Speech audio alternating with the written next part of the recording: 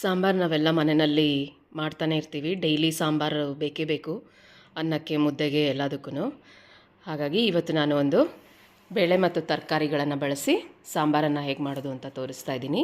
ಇದಕ್ಕೆ ನಾನು ವಿಶೇಷವಾಗಿ ಹಲಸಿನ ಬೀಜನ ಹಾಕಿದ್ದೀನಿ, ಜಾಕ್ ಫ್ರೂಟ್ ಸೀಡ್ ಅದನ್ನು ಸಹ ಹಾಕಿದ್ದೀನಿ ಸಾಂಬಾರಲ್ಲಿ.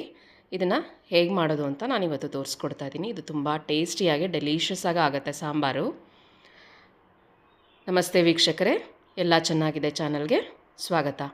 ಬನ್ನಿ ಈ ಸಿಂಪಲ್ಲಾಗಿ ಸಾಂಬಾರನ್ನ ಹೇಗೆ ಮಾಡೋದು ಅಂತ ನೋಡ್ಕೊಂಡು ಬರೋಣ. ನಾನಿಲ್ಲಿ ತರಕಾರಿಗಳನ್ನೆಲ್ಲ ಕ್ಲೀನ್ ಮಾಡಿ ತೊಳೆದು ಇಟ್ಕೊಂಡಿದ್ದೀನಿ. ಹಾಗೆ ನೋಡಿ, ಇಲ್ಲಿ ಒಂದು 20 ಹಲಸಿನ ಬೀಜ ಇದೆ. ಇದ್ರದ್ದು ಸಿಪ್ಪೆನ ತೆಕ್ಕೋಬೇಕು. ನೀವು ಗುಂಟ್ಕಲ್ಲು ಅಥವಾ ಕುಟಾಣಿದು ಕಲ್ಲೇನಾದರೂ ಇದ್ದರೆ ಅದರಲ್ಲಿ ಸುಲಭವಾಗಿ ತೆಕ್ಕೊಳ್ಬೋದು. ಇಲ್ಲಾಂದರೆ ಹಾಗೆ ಚಾಕುನಲ್ಲಿ ತೆಗೆಯೋದಕ್ಕೆ ಸ್ವಲ್ಪ ಕಷ್ಟ ಆಗುತ್ತೆ. ಹಾಗಾಗಿ ಈ ರೀತಿ ಕುಟಾಣಿದು ಸ್ಟಿಕ್ ಇದ್ದರೆ ನೀವು ಅದನ್ನು ಒಂದೇ ಸಲ ಈ ಥರ ಜಜ್ಕೊಂಡ್ರೆ ಸಿಪ್ಪೆ ಸುಲಭವಾಗಿ ಬಿಡಿಸ್ಕೊಂಡು ಬರುತ್ತೆ. ಹಾಗೆ ಹಲಸಿನ ಬೀಜ ಕೂಡ 2 ಹೋಳಾಗುತ್ತೆ, ಆವಾಗ ಚೆನ್ನಾಗಿ ಬೇಯುತ್ತೆ ಸಾಂಬಾರಿನಲ್ಲಿ. ನೋಡಿ, ಈ ರೀತಿ ಸಿಪ್ಪೆನೆಲ್ಲ ನೀಟಾಗಿ ತೆಕ್ಕೊಳ್ಬೇಕು. ನಾವು ಹಲಸಿನ ಹಣ್ಣು ತಿಂದಮೇಲೆ ಬೀಜನೆಲ್ಲ ಎಸ್ದು ಬಿಡ್ತೀವಿ. ಆದರೆ ಹಲಸಿನ ಬೀಜದಲ್ಲಿ ತುಂಬ ಪ್ರೋಟೀನ್ ಇದೆ ಮತ್ತು ಅನೇಕ ನ್ಯೂಟ್ರಿಯೆಂಟ್ಸ್ ಎಲ್ಲ ಇದೆ. ಹಾಗಾಗಿ ಎಸಿಬೇಡಿ. ಈ ರೀತಿ ಸಾಂಬಾರಲ್ಲಿ ಇನ್ನು ಪಲ್ಯ ಎಲ್ಲ ಮಾಡ್ತಾರೆ, ಆ ರೀತಿ ಬಳಸ್ಕೋಬೋದು. ನಾನಿಲ್ಲಿ ಕುಕ್ಕರ್ಗೆ ಸುಮಾರು ಒಂದು ಅರ್ಧ ಕಪ್ಗಿಂತ ಜಾಸ್ತಿ ಬೇಳೆನ ಹಾಕ್ಕೊಂಡಿದ್ದೀನಿ, ತೊಗರಿಬೇಳೆ. ನಾನಿಲ್ಲಿ ತರಕಾರಿನೆಲ್ಲ ದಪ್ಪದಾಗಿ ಹೆಚ್ಚಿಕೊಡ್ತಾಯಿದ್ದೀನಿ. ಇಲ್ಲಿ ಹೀರೆಕಾಯಿ, ನಾನು ಬೀನ್ಸು, ಕ್ಯಾರೆಟು ಹಾಗೆ ಹಲಸಿನ ಬೀಜನ ಇವತ್ತು ಸಾಂಬಾರಿನಲ್ಲಿ ಬಳಸ್ತಾ ಇದ್ದೀನಿ. ತರಕಾರಿಗಳೆಲ್ಲ ದಪ್ಪದಾಗೆ ಹೆಚ್ಕೊಳ್ಳಿ, ಸಾಂಬಾರಿನಲ್ಲಿ ಚೆನ್ನಾಗಾಗತ್ತೆ. ತುಂಬ ಸಣ್ಣದಾಗಿ ಹೆಚ್ಕೊಂಡ್ರೆ ಬೆಂದಾಗ ಯಾವುದೂ ಸಿಗೋದೇ ಇಲ್ಲ. ಈ ರೀತಿ ತರಕಾರಿಗಳನ್ನೆಲ್ಲ ಹಾಕಿ ಬೇಳೆ ಹಾಕಿ ಸಾಂಬಾರು ಮಾಡೋದ್ರಿಂದ ಸಾಂಬಾರು ತುಂಬ ಟೇಸ್ಟಿಯಾಗಿ ಆಗುತ್ತೆ. ಹಾಗೆ ಅದು ಇಡ್ಲಿಗೆ, ಅನ್ನಕ್ಕೆ ಎಲ್ಲ ಒಳ್ಳೆ ಕಾಂಬಿನೇಷನ್ ಆಗುತ್ತೆ. ನೋಡಿ, ಕ್ಯಾರೆಟು ಸಹ ಎಲ್ಲ ಕಟ್ ಮಾಡಿ ಇಟ್ಕೊಳ್ತಾ ಇದ್ದೀನಿ. ನಾವು ತರಕಾರಿಗಳನ್ನೆಲ್ಲ ಸಾಂಬಾರಲ್ಲಿ ಹಾಕೋದ್ರಿಂದ ಅದರದ್ದು ಸಾಂಬಾರ್ದು ಪೌಷ್ಟಿಕತೆಯೂ ಕೂಡ ಹೆಚ್ಚುತ್ತೆ. ಈರುಳ್ಳಿ ಸಹ ನಾನಿಲ್ಲಿ 1 ಈರುಳ್ಳಿನ ಬೇಯೋವಾಗೇ ಹಾಕ್ಕೊಳ್ತಾ ಇದ್ದೀನಿ. ಇದನ್ನು ಸಣ್ಣದಾಗಿ ಹೆಚ್ಕೊಂಡು ಈಗ ತೊಳೆದಿಟ್ಕೊಂಡಿರೋ ತೊಗರಿಬೇಳೆಗೆ ಎಲ್ಲ ನಾವು ತರಕಾರಿಗಳನ್ನು ಹಾಕೋಣ. ಹಾಗೆ ನಾನಿಲ್ಲಿ 3 ಮೀಡಿಯಮ್ ಸೈಜ್ದು ನಾಟಿ ಟೊಮ್ಯಾಟೋನ ಹಾಕ್ಕೊಳ್ತಾ ಇದ್ದೀನಿ. ಹಾಗೆ ಹಲಸಿನ ಬೀಜನ ನಾನು ನೀರಲ್ಲಿ ಹಾಕಿ ತೊಳ್ಕೊಂಡು ಇಟ್ಕೊಂಡಿದ್ದೀನಿ, ಅದನ್ನು ಸಹ ಹಾಕ್ಕೊಳ್ಳೋಣ. ಈ ಹಲಸಿನ ಬೀಜ ಸಾಂಬಾರಿನಲ್ಲಿ ತುಂಬಾ ಒಳ್ಳೆ ಟೇಸ್ಟ್ ಕೊಡುತ್ತೆ. ಬೆಂದಮೇಲೆ ಅದು ತಿನ್ನೋದಕ್ಕೆ ತುಂಬ ಚೆನ್ನಾಗಿರುತ್ತೆ.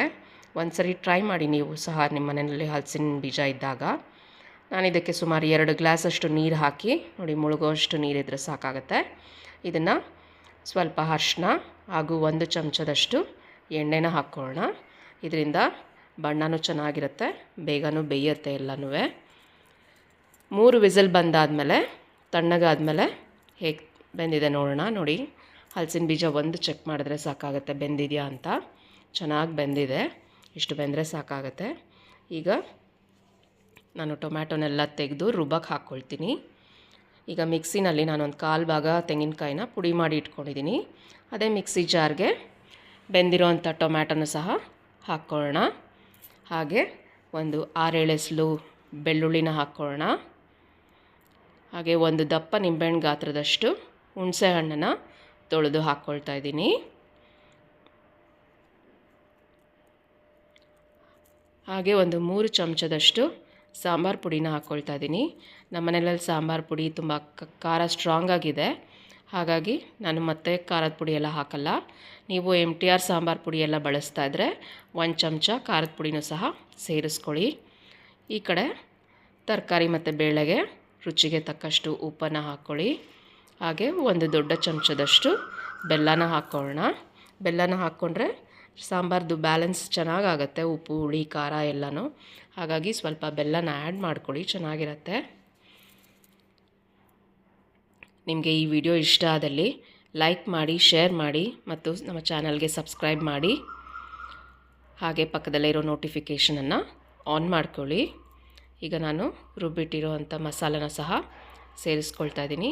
ಅದೇ ಮಿಕ್ಸಿ ಜಾರ್ಗೆ ಸುಮಾರು 1-1.5 ಲೋಟದಷ್ಟು ನೀರನ್ನು ಹಾಕ್ಕೊಳ್ಳೋಣ ಸಾಂಬಾರಿಗೆ.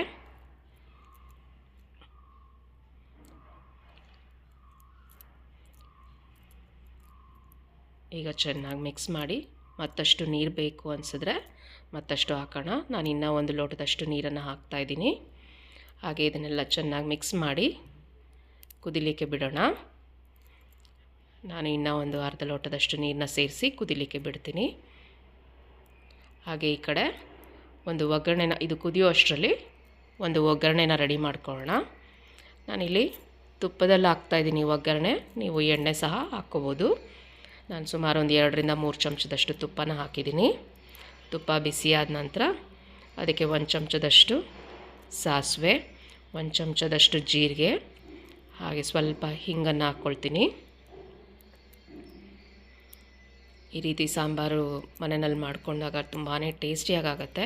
ಬಿಸಿ ಬಿಸಿ ಅನ್ನದ ಜೊತೆ ಒಳ್ಳೆ ಕಾಂಬಿನೇಷನ್ ಆಗುತ್ತೆ.